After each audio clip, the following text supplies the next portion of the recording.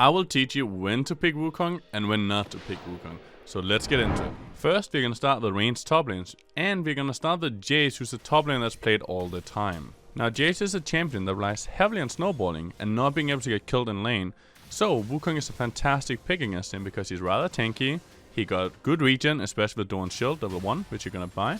And he's extremely good at killing Jace after level 6 by catching him with his E to jump in, and then his ultimate to knock him up. Overall, a fantastic matchup for Wukong. Next up we have Teemo. Teemo is a champion that I would not recommend playing Wukong against. If Teemo plays really well, you can't do anything early, you're gonna get absolutely stumped. After level 6 you can one-shot him, unless you go Seekers and Armor. But if you go Seekers and Armor, then you're gonna lose again. Also, Teemo can go Exhaust against you, it's no problem for him. And if he does that, you cannot do anything. It's a very difficult matchup, and honestly, I would try and avoid it. Now we're gonna talk about Quinn. Quinn's a tad bit annoying, but it's not a bad matchup overall. What you can do against Quinn is sit back, farm safely and chill, get kills with your jungler, or you can use your TP to counter gank. So it's very important you save your TP and you try not to use it unnecessarily. If you do have to TP back to lane, of course you're gonna do that. But if you don't have to and you're only giving up a few minions by walking, remember to walk because she's going to roam at 6 and you want to counter gank with your teleport if you can. Now we have Kennen. Kennen is overall a really annoying top laner, and he's actually pretty good against Wukong. It's very difficult for Wukong to all-in Kennen because he got a lot of CC and he's good at running away. And he's also a decent bit tanky. Now the problem is also, even if you use your W clone to avoid damage, if you get a Marg on you, he's just gonna W you anyway, so you take damage regardless. And his ultimate is obviously gonna damage you no matter what as well, which means this champion is really good into Wukong and you should try and avoid the matchup. Alright, it's Park Chime. It's time to talk about Gnar. Gnar is a champion that was recently buffed by Riot Games, and he is extremely strong right now. Overall, again, this is a champion I think you need to avoid. The problem with Gnar is he can almost one-shot anyone after he gets his ultimate and he gets the big form and he uses it. So what you want to do if you get against Gnar is play really safe after 6. Before 6 you can try and beat him up. You can beat him every time he misses a Q or you dodge it. And then you can beat him up. But once he gets to 6, your goal is just survival and teleport plays. You don't want to try to beat up Gnar at this point because he might just one-shot you.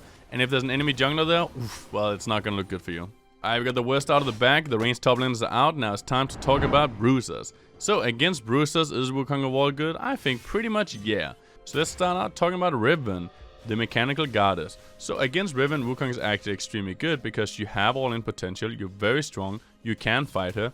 Early game, I would be a little bit careful, not too much, but a little bit. But then once you're 6, call up your jungler, get a kill, and if you get going, you can one-shot it over and over and over again. So once you get that small lead, you want to snowball, but before that, you want to play safe. And you want to play safe pre-6 because you don't have any CC, you don't have any engage. She does, so it's much easier for her to kill you with jungler than it is for you to kill her. Next up, we have Fiora, the one matchup that I always want to play Wukong against.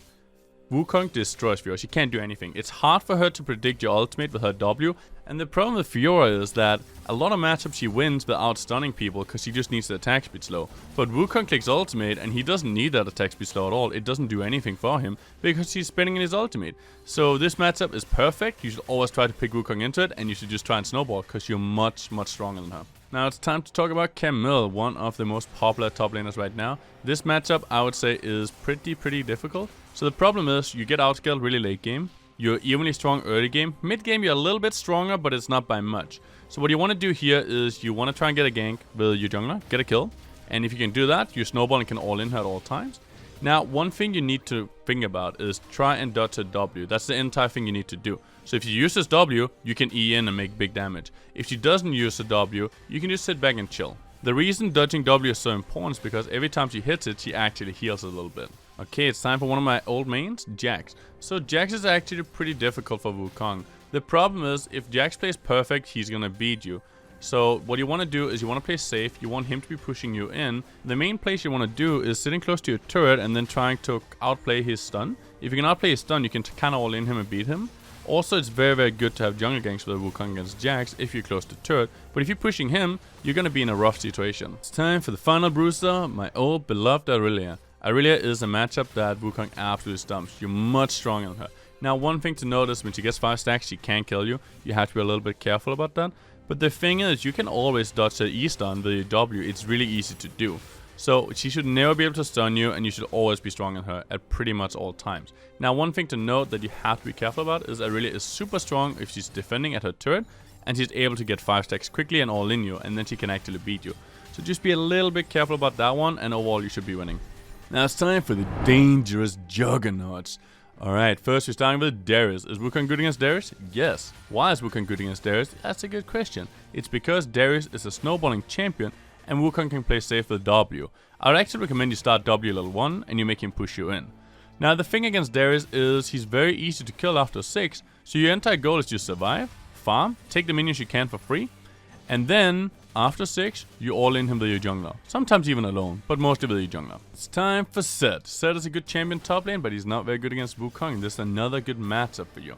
What you want to do here is, honestly, you can fight him at any point as long as you don't get stunned by his E. Have to be careful about that one. But overall, you should be stronger than him at the majority of points in the game, and you shouldn't be afraid of him unless you potentially have a jungler helping him out. Alright, it's time for the Crocodile Dundee. This champion is loved in China and sometimes in Europe as well, not so much in NA, but he's pretty good against Wukong. The thing is, Renekton is super strong, and once he gets his first item, which is going to be a Blade of the Ruined King, he can actually almost one-shot you. Overall, if you get into a Renekton, you should be really careful. It's not that you can't play against him, but you can never 1v1 him, and he's just going to be stronger than you at all times. You have to outplay him via team fights and hoping your team does well. Alright, it's one of the most popular top laners right now, Aatrox. Aatrox is super strong, but Wukong is somewhat of a counter to him. The laning phase is almost even with Aatrox being slightly stronger, but you can make cool plays and you can beat him. What you can do is you can dodge his second Q with your E, and if you manage to do that, you can actually win the trade, unless he got passive up. So be careful about that passive proc auto attack, and if he doesn't have that, you can win the trades. Now you're also outscaling Aatrox, and what I would recommend you doing is you get your first item, which can be Divine Sundra, can be a Trinity Force, or it can be Gordringer, depending on what you want. And then afterwards, you go Executioners into a Chimpunk Chainsaw. Having that anti-healing as an Aatrox is super important. It's just very vital that you don't bite too early and you don't bite too late. And the final Juggernaut is Garen. This is a matchup that honestly I would somewhat avoid. Garen is super annoying because the problem is he is one of the strongest stat check champions, which means he just beats you straight up in the melee fight. You ultimate him, he clicks W, and he just spins as well, and he doesn't really care that much. So overall, Garen is not the best champ to play Wukong against. It's time for the good old Guardians, the tanks. So first up, we are starting with Malphite. Is Wukong good against Malphite? He's alright, but he's not great. He's just okay at best. The thing is, Malphite is too tanky, so you can't really ever kill him. And Malphite will have massive pressure in teamfights, so overall I would somewhat avoid this matchup because it's really unnecessary to play it and there's much better champions to play against than Malphite. Alright, now for one of the most difficult matchups, Shen. Shen is very difficult for Wukong, not because you're weaker, but because you have to play amazing to actually beat him. You have to kind of be standing on the edge of Shenton and try and dodge it. If you do dodge it with either your W or just by walking away, then you can all in him and kill him. If you do get a kill, you snowball extremely hard and it's an amazing matchup. If you don't get a kill and you get killed instead, you're going to have an impossible time. He's going to keep taunting you over and over and over and all-inning you. So this matchup is super snowbally, and I would only recommend you to play it if you're good with Wukong. Now for the Dwarf of Doom, Ornn. Ornn is a decent matchup for Wukong. There's nothing wrong with it. You need Black Cleaver, of course. But overall, it's a decent matchup. There's nothing special about it. What I recommend is you dodge his Q. If you dodge the Q, you can kind of fight him, and then you should be alright. Alright, time for another difficult matchup, Sion. This champion you can beat, but you also have a quite high chance to lose against. If Sion is an OTP or play Sion a lot, you'll probably lose. If it's a normal Sion that doesn't really play the champion that much, you should be able to beat him. Now, things to note, you need to use your W to get out of his Q, Decimating Strike. And you also need to be able to ultimate it if you're fighting him. So you need to save a stack of ultimate if you know his Q is ready to be used, and then you can cancel him out. Question of the day. What kind of guide should I make more of? Do you guys want more guides like this one, or do you want more champion guides, or do you want more combo guides? Leave a comment below and tell me what you want me to make next, because I'll listen to you guys and I'll make exactly what you want.